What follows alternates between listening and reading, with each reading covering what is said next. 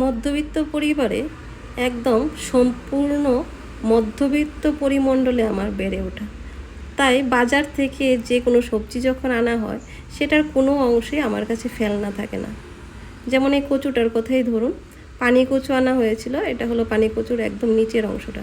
সেটাকে আমি চৌকো করে কেটে ভালোভাবে সেদ্ধ করে নিয়েছি।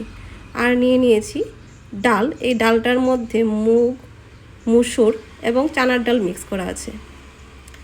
তো আমি আলুকে চৌকো করে কেটে নিয়েছি। আর এই আলুটাকে লবণ হলুদ দিয়ে খুব ভালোভাবে ভাজা করে নেব। আমি সবসময়ই বলি সবজির মধ্যে যে আলুটা পড়ে সেই আলুটা যেন খুব সুন্দরভাবে ভাজা হয়। এখানেও আমি ঢাকা দিয়ে আলুটাকে খুব সুন্দরভাবে ভাজা করে নিয়েছি। তো কিছুক্ষণ পর আলুটা যখন মোটামুটি ভাজা হয়ে গেছে, ওটার মধ্যে আমার যে সেদ্ধ করা কচুগুলো ছিল সেই কচুগুলোকে অ্যাড করে দিয়েছি। কচুগুলো সেম আলুর সাথে ভালোভাবে নেড়ে চেড়ে খানিকটা সময় নিয়ে ভেজে নেব।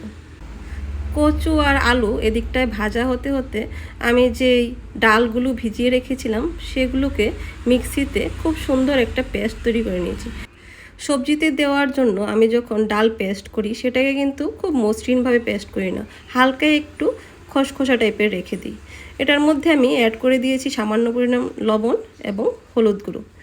আর দিয়ে দিচ্ছি সামান্য পরিমাণ বেকিং সোডা। বেকিং সোডা দিলে কি হয়, ডালের বড়াটা যখন আমি ভাজবো সেটার মধ্যে একটু ফাঁকা ফাঁকা ধরনের তৈরি হবে, যার ফলে এটার মধ্যে সবজির মশলাগুলো খুব সুন্দরভাবে ঢুকবে এবং ডালের বড়াগুলো একটু খেতে স্মুথ লাগবে। এখন আমার ডালগুলো বড়া করে নেওয়ার পালা। কড়াইতে তেল গরম হয়েছে, ওই তেলের মধ্যে আমার যে ডালের পেস্টগুলো আছে সেই পেস্টগুলো আমি একে একে ছেড়ে দিচ্ছি। দেখুন, আমি যে ডালের বড়াগুলো বানাচ্ছি সেগুলোকে কোনো সুন্দর শেপ দেওয়ার আমি চেষ্টাই করছি না। সবজির মধ্যে যখন আমরা ডালের বড়া ইউজ করি সেগুলো যখন একটু এক এক রকম শেপে থাকে সেটাই যেন খেতে আরও ভালো লাগে। আমি মোটামুটি আমার যে ডালের পেস্টটা করা ছিল সেটাকে দুইবারে মিলিয়ে ভালোভাবে একদম মুচমুচে করে ভাজা করে নিয়েছি। ডালের বড়াগুলোকে ভেজে আমি যে আলু এবং কচু আগে থেকে ভেজে রেখেছিলাম সেটার সাথে তুলে রেখে দিলাম।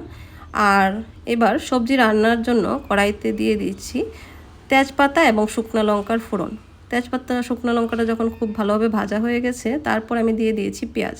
পেঁয়াজটাকেও সবজির জন্য খুব ভালোভাবে ভাজতে হয়। পেঁয়াজ যখন খুব ভালোভাবে ভাজা হয়ে গেছিলো তার উপর আমি দিয়ে দিয়েছি জিরে, ধনিয়া, কাঁচা লঙ্কা, আদা এবং রসুনের একটা পেস্ট। লবণ হলুদ গুঁড়ো দিয়ে মশলাটাকে খুব ভালোভাবে কিছুটা সময় কষিয়ে নিতে হবে। মশলা যখন মনে হয়েছে কষানো হয়ে গেছে তারপর আমি যেই কচু, আলু এবং ডালের বড়াগুলো ভেজে রেখেছিলাম সেটাকেও দিয়ে দিলাম।